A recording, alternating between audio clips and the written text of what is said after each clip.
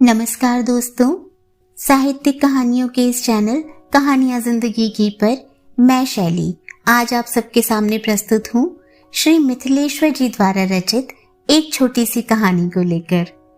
कहानी का नाम है नदी किनारे।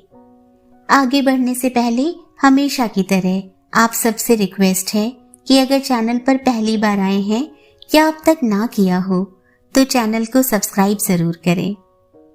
आइए कहानी को सुनते हैं।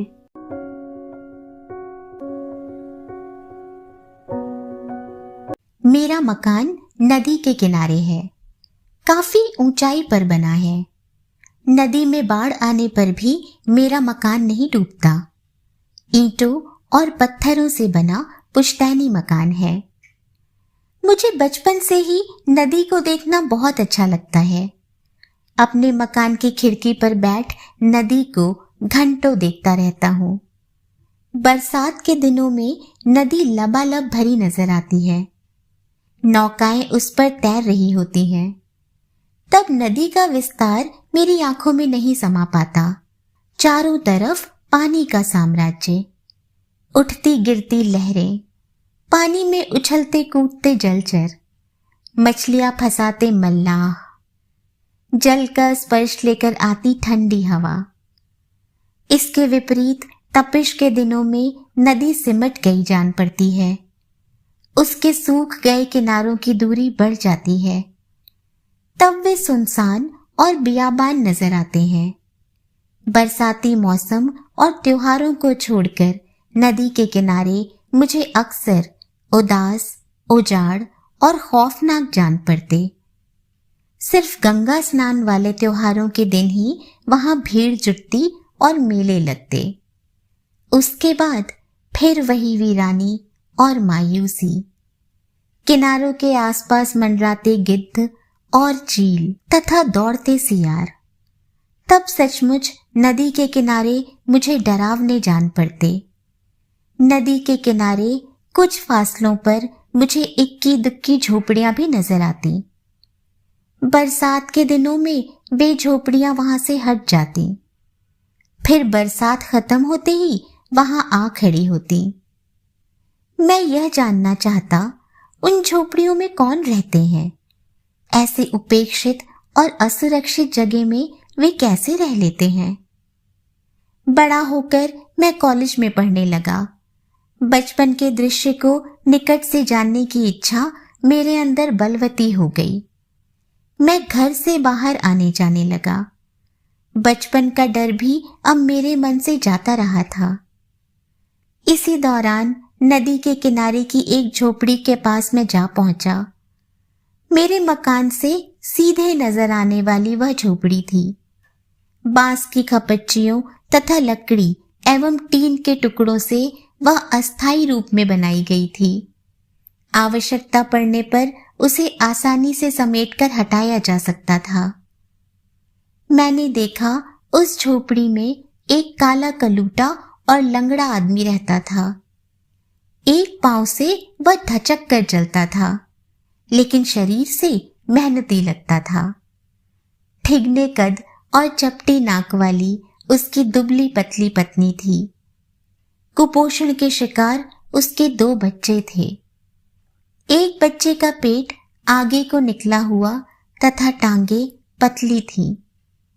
दूसरे बच्चे का माथा बड़ा तथा हाथ पांव टेढ़े थे। मैंने बताया, मैं सामने के ऊंचे वाले मकान में रहता हूं। आप लोगों के बारे में जानने आया हूं। वह काला कलूटा आदमी मेरे सामने हाथ जोड़कर खड़ा हो गया। उसका नाम गबरू था। उसके चेहरे से दीनता टपक रही थी। उसने कहा, कोई काम कराना है क्या साहब?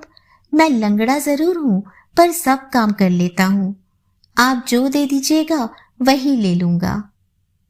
मैंने उसे समझाया, कोई काम कराने नहीं आया हूं। उस दिन वहां कुछ देर रुककर उसकी पूरी कहानी से मैं अवगत हुआ। पहले वह शहर में नियमित मजदूरी करता था। शहर में ही एक खोली लेकर रहता था। उसी समय एक भवन निर्माण में मजदूरी करते हुए वह दुमंजिले से नीचे गिर गया था। वहीं उसका पैर टूट गया था। भवन मालिक ने इलाज के लिए कुछ रुपए देकर उसकी छुट्टी कर दी थी। उसके बाद उसे नियमित मजदूरी मिलनी बंद हो गई थी। उसे लंगड़ा कर चलते देख काम देने वाले टरका देते थे। वह फुटकर मजदूरी पर जीने लगा। कभी काम मिलता, कभी नहीं। कई कई दिन फाका। शहर में खोली लेकर रहना अब उसके वश की बात नहीं थी। वह ढूंढते ढूंढते नदी के इस किनारे आ गया। तब से यहीं रहता है। शहर में काम नहीं मिलने पर अपनी पत्नी के साथ वह नदी से मछलियां पकड़कर बेचता है।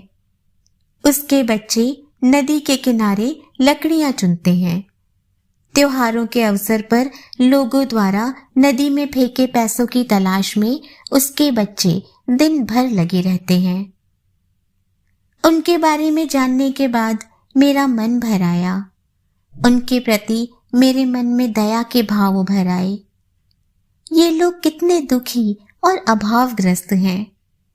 वहां से लौटते हुए गबरू के हाथों पर मैंने 4-5 रुपए रख दिए। वह सर से पांव तक कृतज्ञता से भर उठा। एकटक मुझे देखता रहा। बिना कोई कार्य कराए मैंने उसे रुपए दिए थे। दूसरी सुबह अपने घर से निकलकर दरवाजे पर आते ही मैंने पाया गबरू वहां मौजूद था। मुझे देखते ही बोल पड़ा, कोई भी काम हो तो बता दीजिए साहब, मैं बढ़िया ढंग से कर दूंगा। उसकी आवाज सुन पिताजी भी अपने कमरे से निकल आए। उसका हुलिया और रंग रूप देख वे मुझसे पूछ उठे, कौन है यह, क्या कहता है? मैंने पिताजी को बता दिया। हमारे मकान के नीचे नदी किनारे की झोपड़ी में रहता है। गबरू इसका नाम है। काम के लिए आया है। अब पिताजी ने बेलौस आवाज में उसे जवाब दे दिया, हमारे यहाँ कोई काम नहीं। उसके जाने के बाद पिताजी ने मुझे समझाया, ऐसे लोगों से संपर्क नहीं रखते, ये ठीक नहीं होते हैं। मैंने कहा, वह बहुत गरीब व्यक्ति है, मैं उसे जान चुका हूं। पिताजी ने पुनः मुझे समझाया, तुम कुछ नहीं जानते हो, ये झोपड़ी वाले बहुत खतरनाक होते हैं। पिताजी की बात मैं नहीं समझ सका। उसके प्रति मेरी सहानुभूति बनी रही। एक बार फिर पिताजी की अनुपस्थिति में वह आया। मैंने माँ से उसे खाने भर के लिए चावल दिलवा दिया। वह जी भरकर कृतज्ञता प्रकट करता चला गया। अब अपनी झोपड़ी के पास खड़ा होकर मेरे मकान को वह अक्सर निहारा करता था। मेरे परिवार के प्रति उसकी आंखें श्रद्धा से भरी रहती थीं। एक बार जब 3-4 दिनों तक वह नजर नहीं आया तो मैं घूमते हुए उसके यहाँ फिर पहुंचा। उस समय उसकी पत्नी बुखार में तप रही थी। पत्नी के पास बैठा वह बहुत चिंतित और दुखी था। इलाज के लिए उसके पास पैसे नहीं थे। मैंने शाम को अपने यहाँ आने के लिए उसे कह दिया। मेरे पिताजी को दवाओं के बारे में अच्छी जानकारी थी। आवश्यक दवाएं हमारे यहाँ बराबर रहती थी। उसके आने पर पिताजी ने मेरे कहने से उसे दवाएं जरूर दे दी, लेकिन उसके जाने के बाद वे मुझ पर फिर बिगड़ उठे। मैं तुमसे कह चुका हूं कि ऐसे लोगों से मेलजोल नहीं बढ़ाया जाता। ये लोग ठीक नहीं होते हैं। भविष्य में इसे फिर अपने घर तुझे नहीं बुलाना है। पिताजी की इस बात का अर्थ मैं नहीं समझ सका। पिताजी के इस निर्णय से मन ही मन दुखी हो गया। इस घटना के ठीक 6 दिन बाद मेरे यहाँ चोरी हुई। पिताजी दीदी के लिए गहने बनवा कर ले आए थे। दीदी की शादी में अपनी ओर से गहने देने की शर्त उन्होंने मंजूर की थी। जौहरी के यहाँ से एक ब्रीफकेस में वे गहने लेकर आए थे। उस वक्त शाम ढल रही थी। रात भर गहनों को घर में ही रखना था। सुबह बैंक खुलने पर उन्हें लॉकर में ले जाना था। शायद उस चोर ने जौहरी के यहाँ ही पिताजी को गहने लेते देखा था।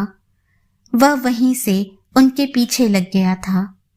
पिताजी ने गहनों का ब्रीफकेस अपने कमरे में रखा था और अंदर से दरवाजा बंद कर सोए थे। वे आश्वस्त थे कि उनके बंद कमरे के भीतर से कोई गहने नहीं ले जा सकता है। वह चोर छत के सहारे आंगन में आया था और एक कोने में दुबक कर छिप गया था। वह अवसर की तलाश में था। पिताजी अपनी आदत के अनुसार रात्रि 3 बजे उठे थे। वे हर रोज इसी समय उठते और बाथरूम जाते थे। कमरे का दरवाजा खोल आंगन के बाथरूम में वे चले गए। घड़ी देख वे निश्चिंत से हो गए थे। अब तक चोर नहीं आए तो अब नहीं आने वाले। लेकिन उनके बाथरूम में जाते ही वह छिपा चोर दबे पांव उनके कमरे में घुस आया था। बाथरूम से उनके निकलने तक छोटी बड़ी कई पेटियों के बीच में छिपा कर रखे उनके ब्रीफकेस को चोर ने ढूंढ लिया था। उधर वे बाथरूम से निकले और इधर उनका ब्रीफकेस ले वह चोर उनके कमरे से। उन पर नजर पड़ते ही चोर फुर्ती से उछलकर बरामदे के सहारे छत के रास्ते भाग चला। वे चिल्ला पड़े, चोर चोर पकड़ो, भागा जा रहा है। अपने कमरे से निकल हम भी चिल्लाने लगे। पिताजी के अनुसार नदी की ओर भाग रहा है वह। लेकिन हमारे शहरी पड़ोसी हमारी आवाज सुनकर भी नहीं निकले। ऐसी घटनाओं पर अब शहरों में नहीं निकलते लोग। लेकिन इसी क्षण गबरू की झोपड़ी से किसी के निकलने और दौड़ने की ध्वनि हमें सुनाई दी। फिर तत्क्षण गबरू की तेज आवाज हमारे कानों में पड़ी, दौड़िए साहब, हमने इसे पकड़ लिया है, जल्दी आइए। जवाब में हम पिता पुत्र एक ही साथ चिल्ला पड़े, आ रहे हैं गबरू, पकड़े रहना। और हम दोनों पिता पुत्र अपनी बंदूक ले तत्काल उस आवाज के पीछे भागे। वहां पहुंचकर हमने देखा नदी की सीढ़ियों पर पेट के बल पड़ा गबरू अपनी भुजाओं में ब्रीफकेस को कसकर पकड़े था और कराह रहा था। उसकी पीठ और बाहों में जख्म के कई निशान थे। अपने बदन से बहते खून में वह सन गया था। गबरू से हमें पता चला कि हमारी आवाज सुनकर वह आ ही रहा था कि वापसी में भागते चोर से वह जा टकराया। फिर उसने चोर के हाथों से ब्रीफकेस छीन उसे कसकर अपनी भुजाओं में बांध लिया। उससे ब्रीफकेस हथियाने के लिए चोर ने उसके ऊपर कई जगह चाकू से प्रहार किए, लेकिन हम लोगों की आवाज सुन और आते जान वह भाग गया। गबरू का यह कार्य देख उसके प्रति मेरा मन अतिशय श्रद्धा से भर गया।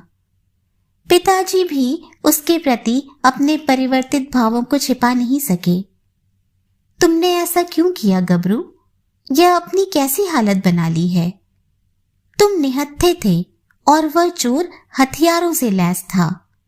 तुमसे ब्रीफकेस लेने के लिए वह तुम्हारे प्राण भी ले सकता था। खुदा का शुक्र कि तुम बच गए। तुम्हें ऐसा नहीं करना चाहिए था।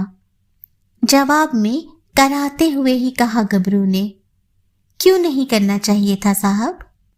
आपने बुखार में मरती मेरी पत्नी को बचाया, आड़े वक्त में मेरी मदद की। आपकी आवाज सुनकर मैं महटिया जाता तो नरक में भी मुझे जगह नहीं मिलती। उसका जवाब सुन मेरा मन रुआंसा हो आया। मुझे लगा पिताजी भी आर्द्र हो आए हैं। हमने उसी वक्त अस्पताल ले जाकर उसकी मरहम पट्टी कराई तथा आवश्यक दवाओं एवं खाद्य पदार्थ के साथ सुबह होते होते उसकी झोपड़ी में उसे पहुंचा दिया। शाम होने से पहले मैं चुपके से पिताजी के कमरे में घुस आया। वे अभी दफ्तर से नहीं लौटे थे। मैं उनकी डायरी ढूंढने लगा। वे डायरी लिखते थे। इस अवसर पर मैं उनके मन की बात जानना चाहता था। संयोगवश पुस्तकों के बीच छिपी उनकी डायरी मुझे मिल गई। मैं ताजा अंश पढ़ने लगा।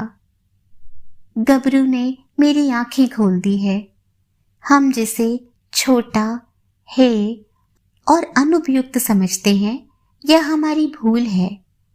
कौन, कब, किसके काम आ जाए, नहीं कहा जा सकता। हम रोते हैं कि मुसीबत में कोई हमारी सहायता करने नहीं आता है, लेकिन हम खुद किसी की सहायता में कहाँ जाते हैं। हम दूसरों की सहायता करें तो कोई कारण नहीं कि दूसरे हमारी सहायता में ना आए। उनकी डायरी का यह अंश पढ़ मैंने उसे यथावत पुस्तकों के बीच रख दिया। दफ्तर से पिताजी के आने का समय हो गया था। मैं उनके कमरे से निकल नदी के किनारे चल पड़ा। मुझे गबरू को देखने जाना था, लेकिन गबरू की झोपड़ी के पास पहुंच मेरे कदम ठिठक गए। मेरा मन सुखद आश्चर्य से भर गया। पिताजी दफ्तर से सीधे गबरू की झोपड़ी में ही पहुंचे थे। मैं वहां उपस्थित पिताजी को दूर से ही देख नदी के दूसरे किनारे की ओर मुड़ गया।